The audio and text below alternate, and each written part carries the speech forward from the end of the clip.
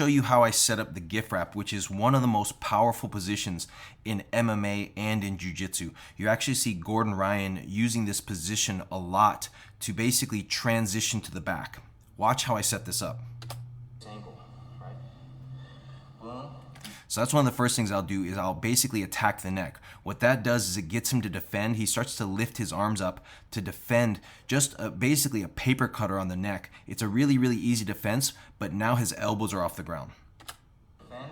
I'm not trying to push your arm across, because from here, if I try to push your arm this way and you try to pull your elbow to the ground, that's a losing battle for me.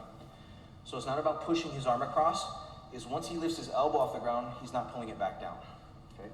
So this is really important what I do. Once he lifts his elbow off the ground, I basically put my hand behind his arm and I basically glue my elbow in towards my hip. And what I do is it just creates a frame. So it makes it almost impossible for him to pull his elbow back to the ground. How I do that is I just put my hand here and I lock it, pull your elbow to the ground. Good. Now I move myself. So it's my job to get my chest behind the elbow. I'm not gonna push it. Right? I'm not strong enough. So once I'm here, I move myself. So that's a really important detail, how I move most of my body past his elbow and onto his tricep. Now, once my body's on his tricep, I just use my body to move his whole arm. So I just use my body weight and I start leaning my body towards the back of his arm. My body does the work. Look how that pushes his arm all the way across his body. Now it makes it super easy to set up my gift wrap. Uncomfortable? Oh yeah. So I'm just resting, right? Pull your arm back. No way. So now, grab, leg go. This is a super important detail at the end, guys. Before you turn them on their side, make sure you lift your leg up and put your foot on the ground so that way they're not able to grab you and basically catch your foot or catch your ankle into like a half guard or a quarter guard situation. So that's something I always do before I turn them on the side. I lift my leg.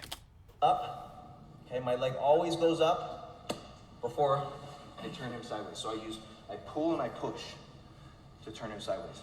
Why do I put my leg up? So anytime my opponent turns on his side, okay, anytime he's on his side, my mount has to transition to what we call side mount. So some people call this modified mount, some people call it technical mount. I have to do this position side mount, right? And the reason is because... So this is an important detail. Here, watch what happens if I leave my leg down. If I turn him on his side here, he can still use your elbow and leg and get underneath my leg. Yes. That's what happens. That happens. Okay.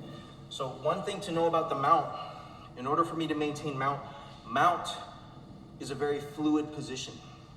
Just like any other position in Jiu-Jitsu. Just like cross-side. I can't just hold someone and stay stagnant and stiff and expect I can control them, right?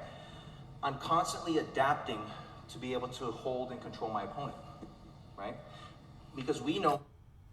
So make sure you lift your leg up, put your foot on the ground, lift your knee off the ground anytime you turn your opponent on their side, and that prevents them from being able to put you into the quarter guard.